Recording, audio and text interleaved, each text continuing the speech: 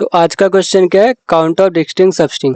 Difficulty medium level का है but question easy है। देखो क्वेश्चन में क्या दिया है, हमको एक स्ट्रिंग दिया है, ठीक है, हमको एक स्ट्रिंग दिया है, हमको क्या फाइंड करना है, हमको ऑल पॉसिबल सबस्ट्रिंग फाइंड करना है, बट वो क्या होना चाहिए, डिस्टिंक्ट होना चाहिए।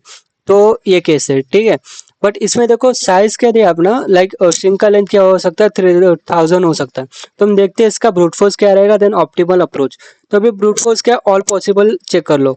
लाइक अभी देखो यहाँ पे देखो, अभी समझो हमारे पास ये स्ट्रिंग है, तो ऑल पॉसिबल क्या होंगे, ए होगा, देन उसके बाद ए बी होगा, देन ए बी सी होगा, देन ए बी डी होगा।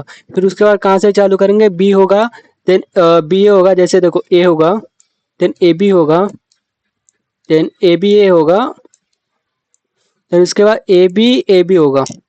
एंड बी से देखेंगे तो क्या होगा, हमारे पास बी होगा, देन बी ए होगा, देन बी ए बी होगा, देन उसके बाद वापस से ए से देखेंगे तो क्या होगा, ए बी होगा, देन उसके बाद क्या होगा तुम्हारा बी होगा। ठीक है, हम क्या कर रहे हैं, ऑल पॉसिबल सबस्ट्रिंग फाइंड कर रहे हैं।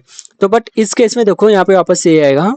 इस केस में देखो हमको डिस्टिंक्ट फाइंड करना है, तो हमको ये करना पड़ेगा, बस हमको क्या करना पड़ेगा, हमको चेक करना पड़ेगा कि वो पहले से प्रेजेंट है कि नहीं। ओके, तो हम क्या करेंगे, हम एक सेट यूज करेंगे ताकि चेक कर सके कि लाइक वो पहले मिला था कि नहीं।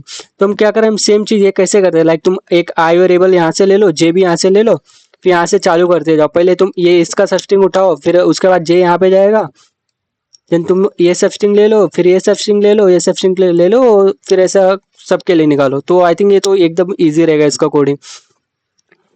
तो देखो हम क्या करते हैं, समझो हमने ए निकाला, ठीक है, ए निकाला तो हम क्या करेंगे, उसको सेट में डालेंगे। वापस से ए बी हो गया तो उसको भी सेट में डालेंगे, देन ए बी हो गया उसको भी सेट में डालेंगे, देन उसके बाद ए बी हो गया तो उसको भी सेट में डालेंगे। तो उसका हमने देखा बी प्रेजेंट है क्या, अभी तो कुछ प्रेजेंट नहीं मिल रहा, लाइक रिपीटेटिव टास्क नहीं है, ठीक है।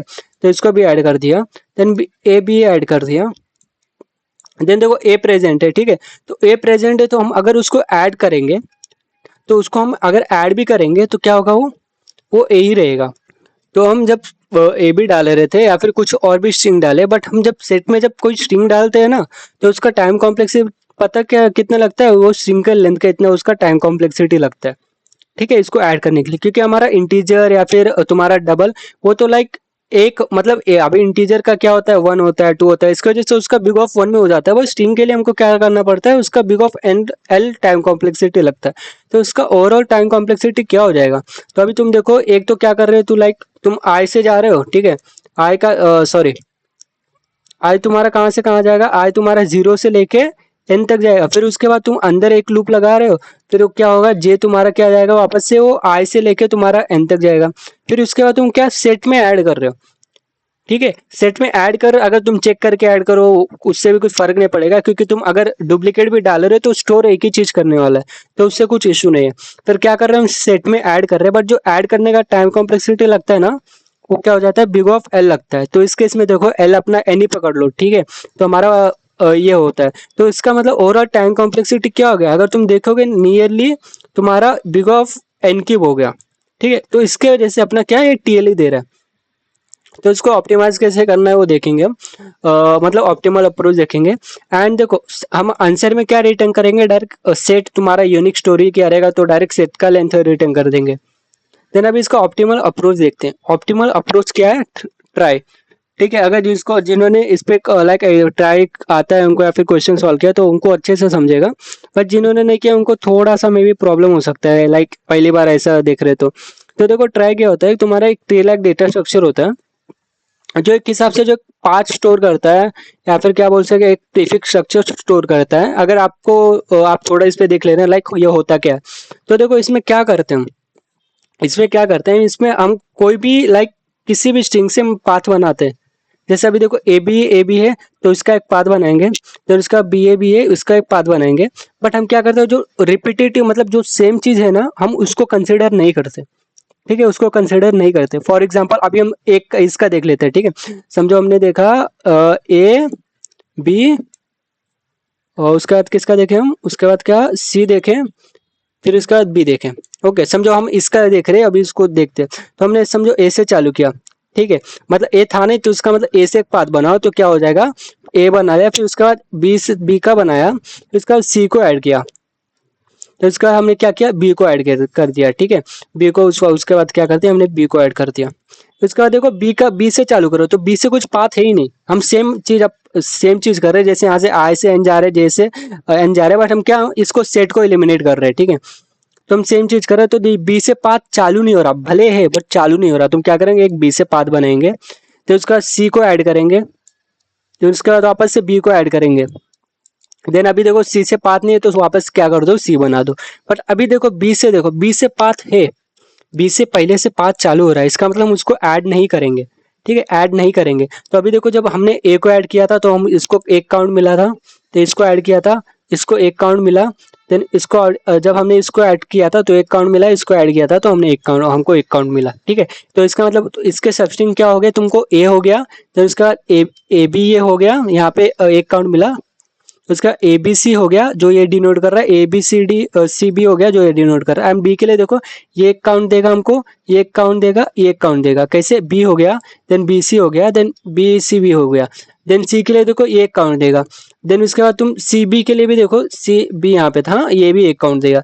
बट जब तुम बी का बनाओगे तो बी देखो, बी तुम्हारा पहले से प्रेजेंट था, मतलब पहले से पाथ था, इसका मतलब वो तुम्हारा बी यहाँ पे ये रिपीटेटिव हो रहा है, ठीक है। तो उसका काउंट नहीं देंगे, वो काउंट नहीं ऐड होगा। तो तुम्हारा ऐसा रहता है, अगर एक हिसाब से देखो चेक करो तो लाइक ये तुम्हारा एक हिसाब से लिंक लिस्ट लाइक स्ट्रक्चर है, ठीक है।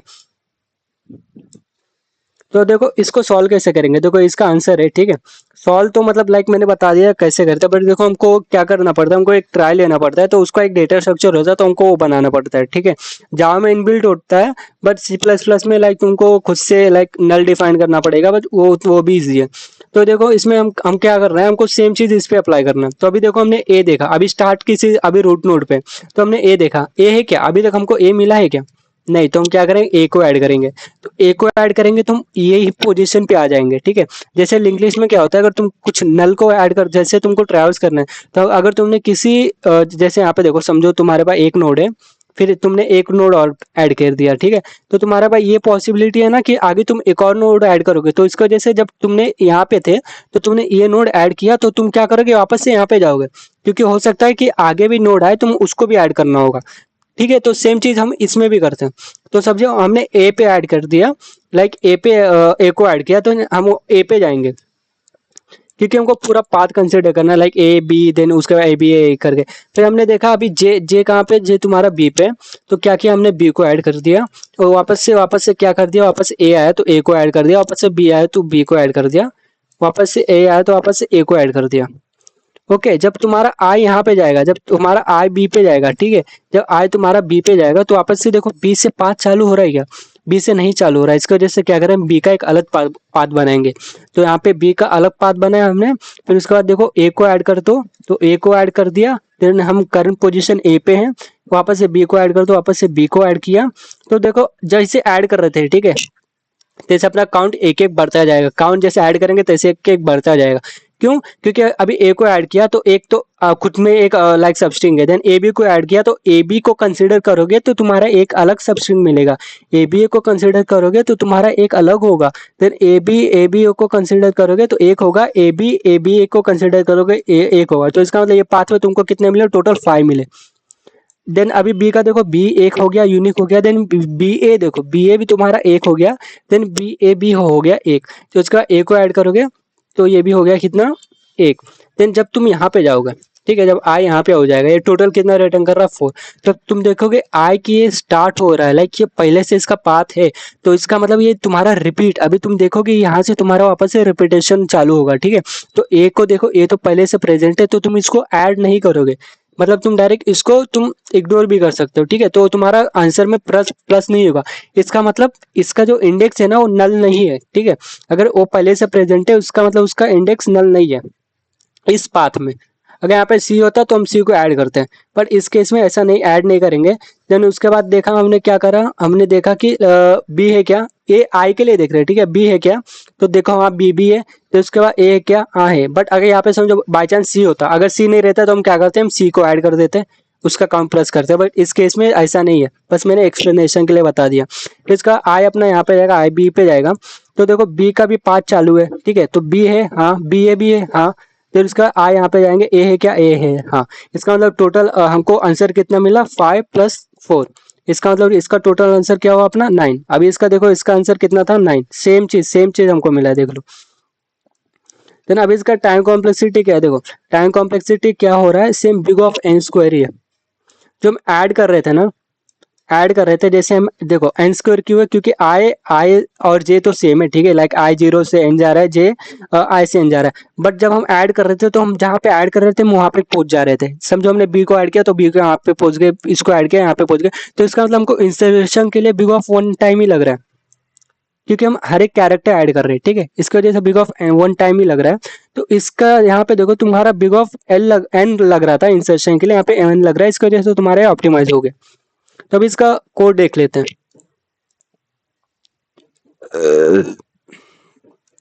तो देखो हमने क्या लिया, हमने लाइक एक अपना ट्राई लिया, ठीक है, उसका साइज 26 रखा है, क्योंकि कैरेक्टर है, कैरेक्टर कितने होते हैं, 26 होते हैं, A to Z। फिर हम क्या कर रहे हैं, हमने उसको लाइक अपना लाइक एक रूट निकाल लिया कि हाँ ये अपना रूट है, ओके, जैसे मैंने डायग्राम में बताया था ये।